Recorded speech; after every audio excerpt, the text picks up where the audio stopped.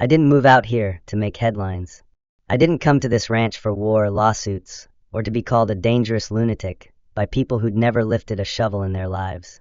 I came here for peace. For the kind of quiet that hums through your bones when you stand under a wide, open sky and hear nothing but the sound of cicadas, maybe the soft scuff of your dog's paws in the dirt. That was the dream. No traffic, no noise, no more salutes or sirens or damn bureaucrats telling me where to put my boots. Just me, a battered red barn, and Bear, my golden retriever, my best friend, my shadow through everything. That was all I needed. 60 acres of dirt and dreams, bought fair and square with blood, sweat, and every dime I saved after leaving the Marines and working 20 years on the fire line. This land didn't come easy. But I wasn't looking for easy. I was looking for earned. And I had earned it. Every last inch of this place felt like mine because I had worked it with my hands, mended fences, poured concrete, planted trees that were barely waist-high when I first put them in the ground. And Bear? Hell, that dog had been through more than most men I served with. Pulled him out of a flooded shelter after Hurricane Eliza swept through Louisiana. He was skin and bone and scared of thunder. But we got through that storm together, and every storm since. So when I tell you that what happened, what kicked this whole damn thing off, started with one letter, you'll understand why it didn't sit right. Cream-colored envelope. Gold-embossed return address. Rosewood Hills Estates HOA. Never heard of them. Not once. I sat on the porch that morning sipping black coffee, scratching Bear's ears. Sun was still low, dew fresh on the grass. You know those mornings when everything feels just right? That was one of them, until I opened that envelope. Dear resident, it read, your property has recently been reviewed and is found to be in breach of HOA compliance standards. Please contact the board to schedule a corrective inspection. I laughed out loud. I had to. Was it a prank? A mistake? My property isn't in Rosewood Hills. I checked the maps before I bought it. 3 times. You don't buy land without knowing who's got strings on it. And I made damn sure there were no strings here. That HOA didn't own so much as a fence post past their subdivision line. But the letters kept coming. First monthly, then weekly. Each one more formal than the last. Same tone. Same arrogance. Like I was some forgetful tenant and not a free man on his own land. Then they started showing up in person. First it was Karen. Real name. No irony. Karen Thompson looked like she stepped out of a catalog for tennis moms. Drove up one Saturday morning in a silver Lexus. Hopped out like she was inspecting real estate. You have unapproved structures on your land, she said through the fence. Not even a good morning. I looked at her, sipped my coffee, and said flat as gravel, this ain't HOA land, ma'am. She blinked like I'd spoken Greek. You're within our expanding jurisdiction. The board voted. We filed annexation papers with the county. I chuckled. I filed paperwork too. County says otherwise. She didn't like that. Left in a cloud of dust. But she came back the next week, and this time she brought Jeffrey Hammond. That name, you'll hear a lot more of. Slick back hair, polished shoes, handshake like a snake's tongue. The kind of man who thought he owned the sun because it rose when he did. He leaned on my gate like it was his, looked over the field like he was planning to bulldoze it. Matt, we're going to be neighbors whether you like it or not, he said. You can either play ball or be removed. I don't say things I don't mean. And when I looked him in the eye and said, you step foot on my land without permission again, you'll meet my dog. And if that don't work, you'll meet my gun. I meant every word. He just smirked. And that's when I saw it, that look. Not at me, at Bear. He looked at my dog like Bear was an obstacle. Like he was in the way of something. And I swear, the hairs on my neck stood up. The next few weeks went quiet. Too quiet. Bear stuck close. I mended the eastern fence, got the old barn cleaned out. Started turning it into a workshop like I'd always planned. But then one Thursday morning, I spotted tire tracks near the east gate, deep ones, fresh. I always lock the gate. Always. But the chain had been cut clean. Bolt cutters or better. That night, Bear growled at the woods. Not barked, growled. Deep and low, the kind of sound a dog makes when they know something's wrong. I grabbed my rifle and flashlight. Stay close, I told him. We walked the fence line. Then I saw it, the barn door open. Inside, someone had trashed the place. Tools busted, hay trampled, Bear's bed slashed, soaked in something dark. Motor oil or worse. I filed a report with the sheriff the next morning. Deputy said maybe kids. Maybe trespassers. I told him I suspected the HOA. He gave me a long look and said, Matt, watch your back. Some of them Rosewood folks don't play fair. I didn't sleep much after that, and 2 nights later, it all blew up. I stepped outside with a glass of sweet tea. Heard Bear yelp, sharp, pained. Dropped the glass. Ran. Found Bear crumpled near the barn, bleeding, whimpering, and Jeffrey Hammond standing over him with a broken broomstick stained red. That moment, it did something to me. Everything I'd tried to avoid came crashing down in that second. Peace was over. The fence line had been crossed, literally, physically, spiritually. I told him to back up. He laughed. What are you gonna do, cowboy? Shoot me. The sun was hot, but rage made it feel like fire in my lungs. My finger pulled. Bang. Just one shot. Caught him in the shoulder. He dropped, blood soaking his pretty white golf shirt. I didn't move. Bear let out a soft cry. And just like that, my life changed. The birds stopped singing. The wind died. Everything was still. But not quiet, because the silence after a gunshot.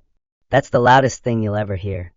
And before the sirens, the headlines, the lawsuit, the threats, before all of it, there was just me, my dog, my land, and a man who thought he could take any of it away.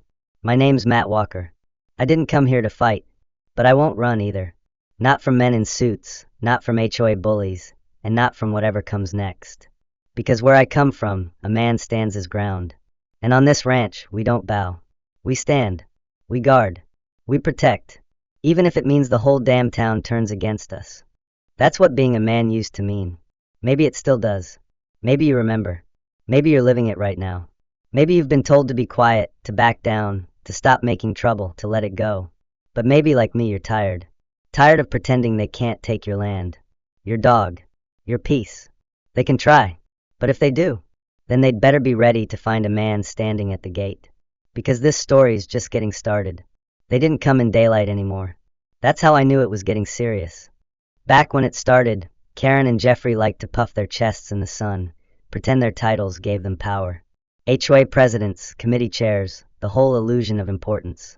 But now they came in shadows, with bolt cutters, with flashlights, with the kind of silence that doesn't belong on any honest man's land.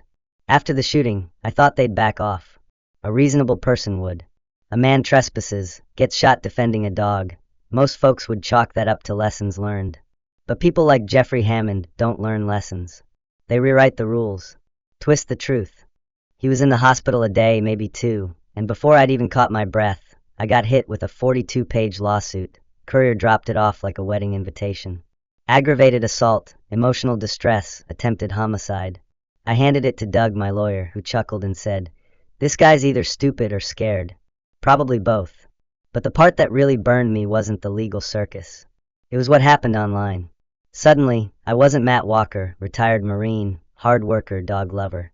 I was the ranch lunatic, a threat to public safety, a ticking time bomb. HOA forums lit up like a Christmas tree. Brenda Fox, Karen's best friend and part-time gossip queen, posted a long rant. We must remove this man from our community. Our beloved president was nearly killed. I didn't know what made me angrier, her calling Jeffrey beloved, or pretending this was a community I'd ever wanted to be part of. I bought my ranch outside of Rosewood for a reason. I wanted space, freedom, but the line between their world and mine was starting to blur. A day after the lawsuit, I found a for sale sign stabbed into my front field. Not mine, not by me, just appeared there like a threat with a smile. I pulled it out, snapped it in half, and tossed it in the fire pit. But I kept the stake. Never know when a good piece of hardwood might be useful. That night, I installed 2 more trail cams, motion-activated infrared, the kind hunters use to track coyotes. Not because I was hunting, but because I was being hunted. Bear was still healing, ribs bruised, limping a little, but his eyes never left me. Every creak in the floorboards, every owl hoot outside, he'd lift his head, ears twitching, body alert. That dog didn't sleep, and neither did I. 3 nights after the lawsuit, my motion alerts pinged at 2:13 a.m. 2 figures by the back fence.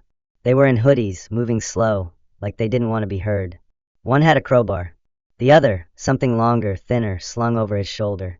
I couldn't make out details, but it looked wrong. Not a tool. A weapon.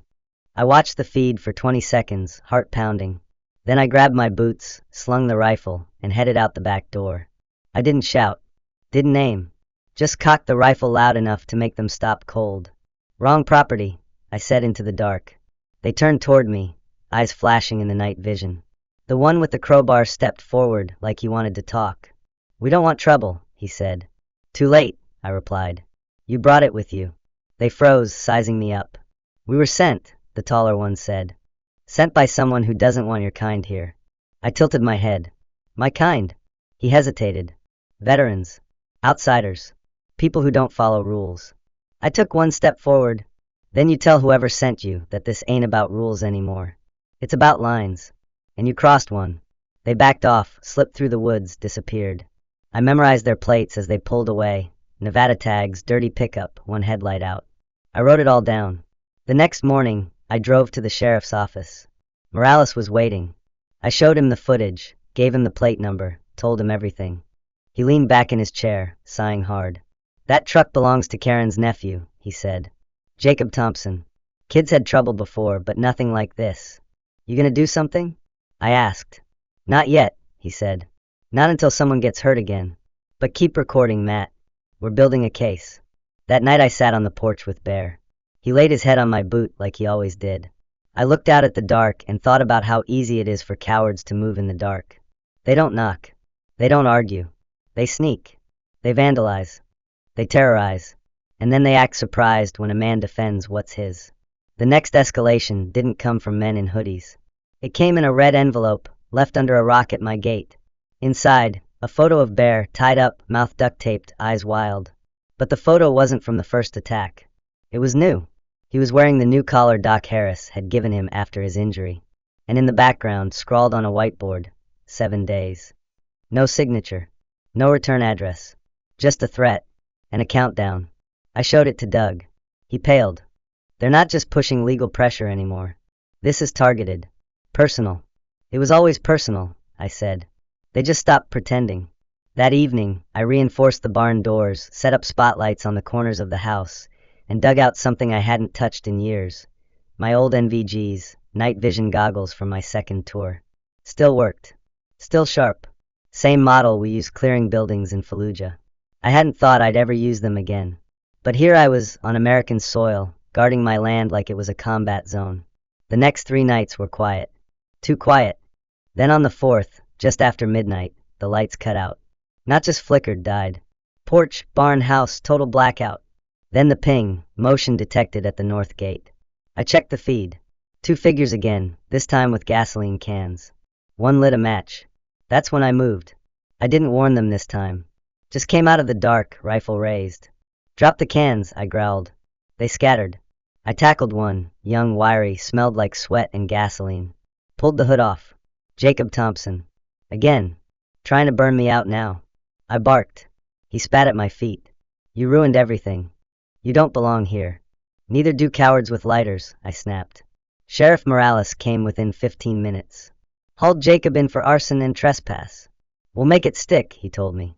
"This time we've got him." That should have been the end of it. But it wasn't. Karen doubled down. Posted online that I'd kidnapped her nephew. That I was a vigilante, a threat to the fabric of the community. She started organizing a board vote. Tried to cut off my access to shared roads, public utilities, even trash pickup. I went to the vote. Walked in, calm and straight, boots echoing on that clubhouse floor like a gavel. Karen stood at the podium like a queen without a crown. "He shot a man," she said. "He threatened our peace." I raised my hand. She ignored me. "He's a danger to every family here." "Let him speak," someone said. Sandra Hayes. Widow. Retired teacher. Quiet, but respected. I took the mic. "I didn't come here to fight," I said. "But I won't run. I won't hide. A man came onto my land, hurt my dog. I defended what was mine. If that makes me a villain, maybe you've been following the wrong heroes." Silence. Then Sandra stood.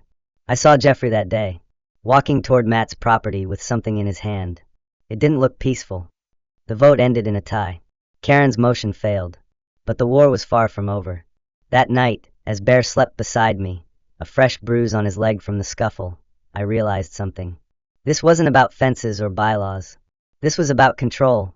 Control over who gets to live free. Control over who gets to be left alone. And the people coming for me didn't want peace. They wanted obedience. But I don't bend. I don't fold. And if they thought I'd lie down and watch them win, they picked the wrong gate to push. Because this war?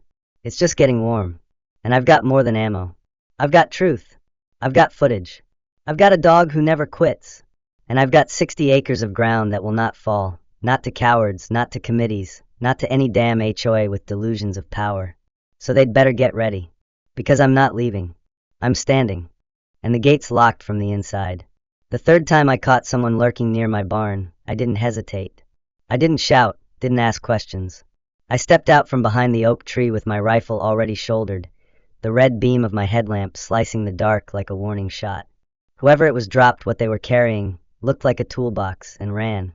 Their boots pounded the dirt so hard it shook the porch windows. I didn't chase. I didn't need to. Because this time, they left behind more than muddy prints. The toolbox wasn't for fixing anything. It was filled with wire cutters, zip ties, a drone controller, and a laminated map. My property marked up in red ink. There were excess on the barn, the wellhead, and, what made my stomach turn, on Bear's doghouse. They'd mapped my dog's location. That changed everything. Up until that point, I still thought maybe, these people were just bluffers. HOA blowhards trying to scare me with lawsuits and Facebook slander. But this was tactical. This was planned. And it smelled like something much darker than a zoning dispute. I took the map straight to Doug. He studied it like it was a crime scene. This isn't just harassment anymore, he said. This is targeted intimidation. Criminal surveillance. Possibly even conspiracy. I nodded. So we fight back. Already started, he said. I filed a civil countersuit last night. And I flagged this to the county prosecutor. But Matt, he paused. We need to think bigger. We need to go public. I wasn't a man built for cameras. I didn't like talking into lenses or trying to make my life digestible for people who'd never walked a day in my boots. But Doug had a point. Karen and her crew were winning the war of perception. On their Facebook page, I was still the villain, the angry veteran with a temper problem. They called me militia adjacent. Said I was building a bunker. Said I trained Bear to attack. All lies. But lies are louder when no one answers them. So I answered. I posted a 90-second video on my ranch page. No edits. No music. Just raw security footage. Jeffrey stepping onto my land. The broom handle. Bear's yelp. My warning. The shot. The aftermath. The silence. I ended the video with one sentence. This is what happened. You decide what comes next. It hit 10,000 views in 2 hours. By dawn, it had 75,000. Comments poured in, some angry, some shaken, most in disbelief. Why isn't the HOA president in jail? Protect that dog at all costs. Matt, we've got your back. I didn't post it for attention. I posted it because truth is like fire. It burns lies clean. But fire attracts attention. And not all attention is good. The next morning, I got a call from someone I never expected. Linda Hammond, Jeffrey's wife. Her voice was quiet, strained, like a woman pulling herself out of a deep well. Matt, I need to talk to you. Not as his wife. As someone who's seen too much and kept quiet too long. I didn't trust easily. But I could hear it in her voice. She was tired. Not just tired, done. She asked to meet somewhere public, somewhere quiet. We settled on a diner off County Line Road. The kind of place with cracked vinyl booths and coffee that tastes like yesterday. She arrived wearing sunglasses and a scarf, like she was hiding from something or someone. I didn't blame her. She slid into the booth, ordered hot water and lemon, and got straight to the point. He's done this before. Jeffrey? I asked. Yes. There was a family. 3 years ago. Had a swing set in their front yard. HOA said it violated sightline codes. He went after them, so hard they moved out in the middle of the night. Then there was an elderly widow, Ellen Rice. He threatened to fine her weekly for having too many flower pots. I blinked. Flower pots. She was gardening after her husband died. Said it helped her sleep. He said it cluttered the aesthetic. Linda's hands trembled as she reached into her bag and pulled out a thumb drive. I saved everything. Meeting recordings. Emails. HOA votes he faked. Karen's involvement. They've been planning to absorb your property for over a year. Why? I asked. Because your land connects to the North Ridge. There's a development bid in play. If they can get your land rezoned, they can sell the access rights to a contractor. Millions of dollars at stake. That was it. That was the real reason. It was never about fence lines or broken bylaws. It was about greed, money, and power. Always is. I thanked her. promised to keep her name out of it. Then I drove home, downloaded the files, and watched hours of secret recordings. HOA meetings where votes were declared without quorums. Karen whispering inside rooms about tightening the noose around Walker's compound. That's what they called my home, a compound. Like I was some threat to national security, instead of a man with a barn and a dog. I sent everything to Doug. He went white. Matt, this is RICO-level conspiracy. This isn't just HOA abuse anymore. This is organized racketeering. Then let's go higher, I said. State. Federal. Whatever it takes. We filed emergency motions. Contacted the state attorney's office. And just as the wheels began to turn, Karen made her move. I came home 2 nights later to find Bear missing. Not wandering. Missing. Leash snapped. Bowl kicked over. Blood on the porch. Not his, but enough to make my chest seize. I checked the cameras. Karen, standing on my porch, holding Bear by the collar, dragging him off. She looked straight into the camera and mouthed 2 words. Your move. That night, I didn't sleep. I searched every inch of the woods. Called every vet, every shelter, every neighbor. Nothing. Then just before dawn, Bear crawled out from the barn, muzzle duct-taped, paws raw, eyes wide with fear. But he was alive. And tied to his collar, taped there like some sick prize, was another flash drive. More footage. But not of Karen this time, of me. Weeks of surveillance. Me feeding chickens. Fixing fences. Talking on the phone. All filmed from hidden angles. Trees. Fence posts. Someone had been watching me for months. I copied the footage. Sent it to Doug. They've crossed a legal line, he said. This is stalking. This is terrorism. The next day, Sheriff Morales showed up with a warrant. They raided Karen's house. Found more drives. More documents. Bribe records. HOA ballots signed by dead residents. A full plan to force sale through psychological fatigue. That was the phrase. Psychological fatigue. They wanted to wear me down. Make me surrender. Make me feel alone. But I wasn't alone anymore. Emails poured in. Letters from across the country. Veterans. Farmers. Dog owners. HOA survivors. People who'd been pushed, punished, shamed for simply wanting peace. One letter came from a teenage boy whose dad was a disabled vet. Our HOA threatened us over a flagpole, he wrote. My dad started drinking again. Said he didn't belong here. Then we saw your video. Now he's fighting back. Thank you. I hung that letter above Bear's bed. Because this wasn't just about me anymore. This was about standing for everyone who never got the chance. And if Karen thought she could break me with fear, she didn't know what I was made of. I've been shot at in deserts. I've pulled men from fire. I've held dying brothers in my arms. And I've never once run. I won't start now. They came for my land. My name. My dog. And I stood. Now I'm standing for more. Because this ranch, this isn't just where I live. This is where I fight. And hell's coming for whoever tries to cross the line again. 3 days after Karen's house was raided, the air on my ranch felt different. Not peaceful. Not safe. Just waiting. Like the land itself was holding its breath. I'd seen that same quiet before, crouched behind concrete barriers in Iraq, just before the dust exploded. The difference was, back then, the enemy didn't pretend to be your neighbor. The media called it a civil zoning dispute. That made me laugh.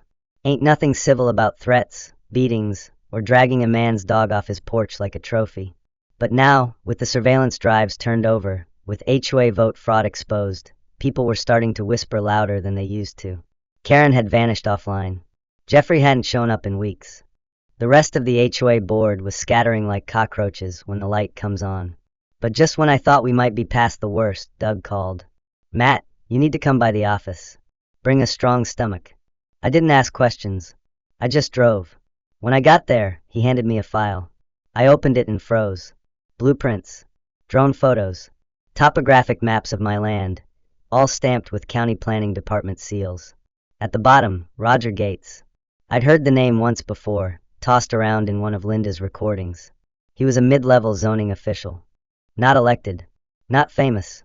But powerful enough to do damage. On one page, someone had scrawled in red ink, Wellhead relocation equals land devaluation equals acquisition potential. I stared at that phrase for a long time. They weren't just trying to harass me. They were trying to erase me. They wanted to cut my water, devalue the land, declare it unsuitable for independent residents. That would force me to sell. Cheap. Probably to some development company hiding behind a shell LLC. How deep does this go? I asked. Doug leaned back. Deeper than we thought. This isn't just HOA corruption. This is coordinated land theft. And Roger Gates? He's the linchpin. I clenched my jaw. Then we pull it. The next morning, we filed a formal complaint with the State Zoning Oversight Committee. Morales handed over every report. Sandra Hayes even gave a statement.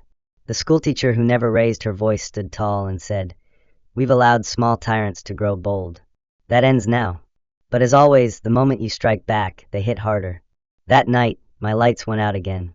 Not the power, just the motion detectors, cameras, and flood lamps. I checked the lines. Clean cuts. Not with wire clippers. With surgical precision. Military-grade tools. Then came the sound. Not footsteps. Not engines. Just the low drone hum of something mechanical in the sky.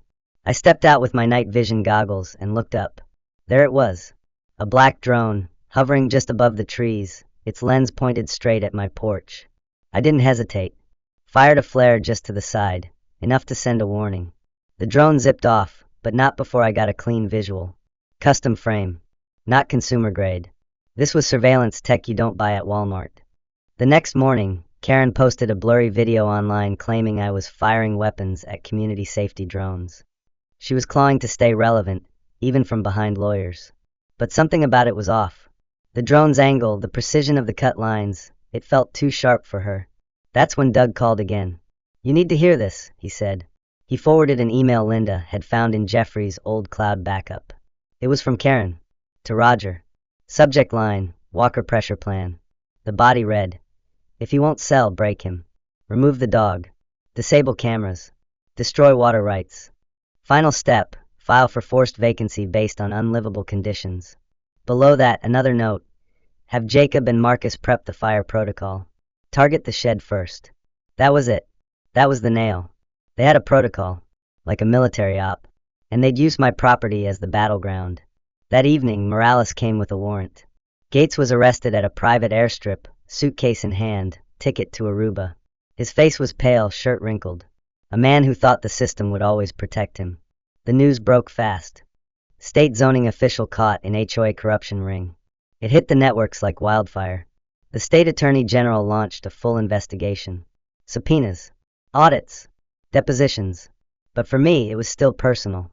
And it got worse. Because that same night, Bear started growling again. Not at the barn. Not at the woods. At the front gate. I looked at the feed. There he was. Jeffrey. Dressed in black. Shotgun in hand. No more golf shirts. No smirks. Just a man with nothing left to lose. I didn't panic. I didn't run. I picked up my rifle, whispered to Bear to stay inside, and stepped out onto the porch. The gravel crunched under his boots.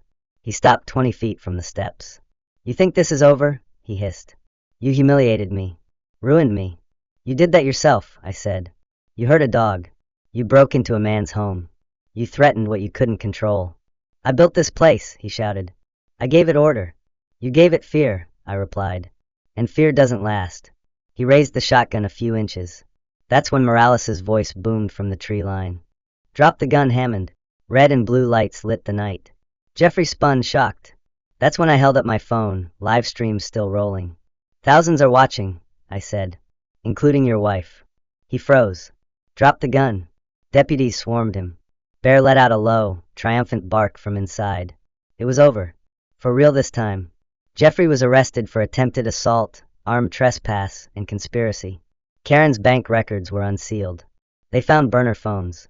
Bribery logs. The HOA board collapsed in days. Of the 9 remaining members, 6 resigned. 2 were indicted. 1 vanished. But I didn't celebrate. Not yet. Because the real victory came in a cardboard box, left at my gate by Morales a week later. Inside was Bear's original collar, cleaned, polished, with a silver tag reading, "Honorary K9 Defender of Liberty County Recognized." I don't cry easy, but I'll admit it hit me in the gut. That night, I sat on the porch, Bear resting beside me, stars glittering like steel shavings overhead. I looked out at the land, my land, and felt something I hadn't in months, stillness. Not the stillness of waiting, the stillness of peace. Not the kind they sell you in brochures. The kind you earn. With grit. With truth. with a dog who never gave up, and a gate they'll never cross again. 3 months passed since Jeffrey was led away in cuffs, and the dust began to settle, but nothing really went back to normal, not in the way people think peace looks.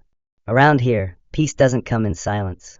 It comes in motion, the sound of fence nails being hammered back in, of Bear's paws hitting the porch with strength again, of neighbors dropping off pie tins and apology letters like penance.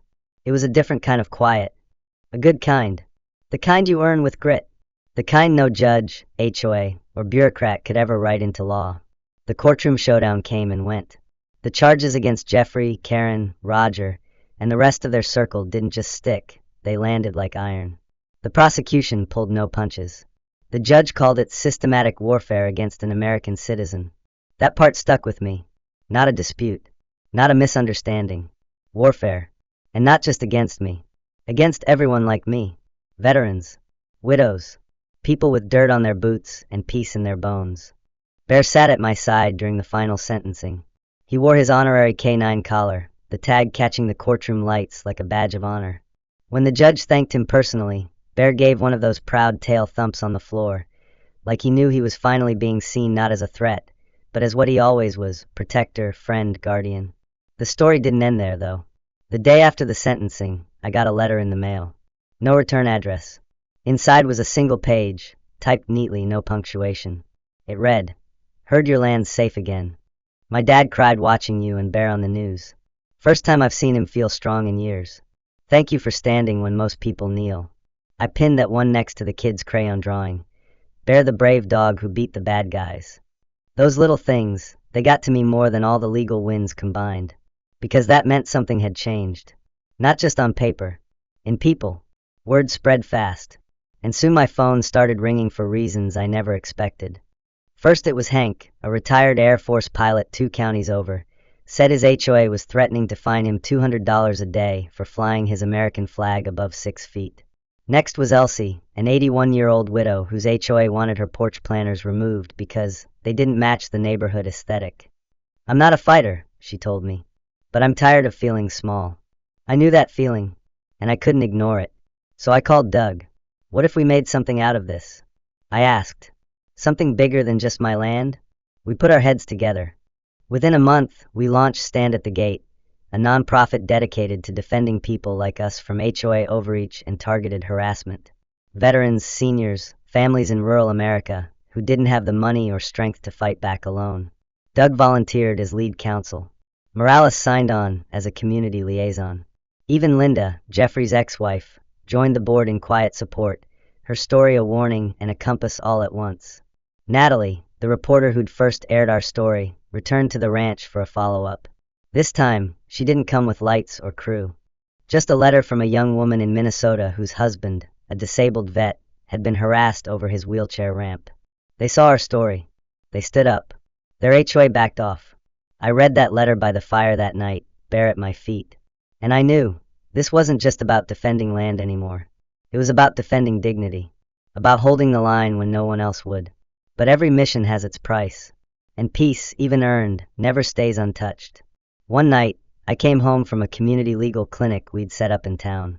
It was nearly 10 p.m. The stars were out.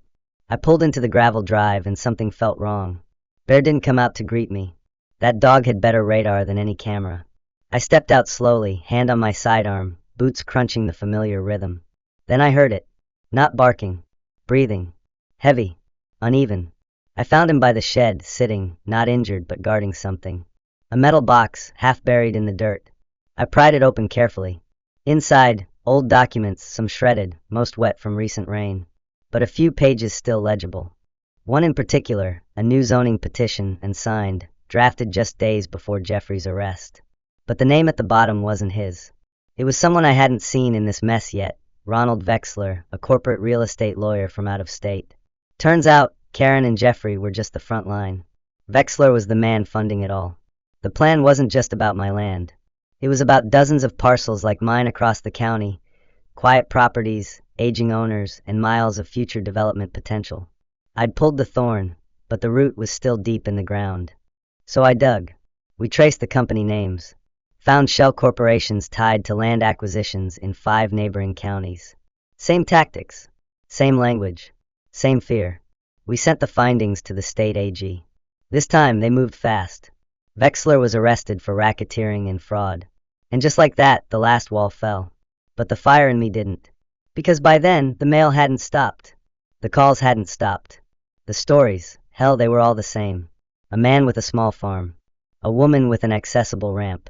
A family with a flag. All told to conform or leave. And in every story, a common thread: silence. People had been taught to stay quiet, to not rock the boat, to just go along. I decided then we were done with that. So I did something I never thought I'd do. I ran for county supervisor.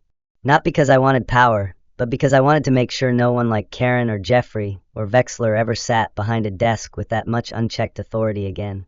I ran on one promise: protect property, protect people, and never forget the damn dog that started it all.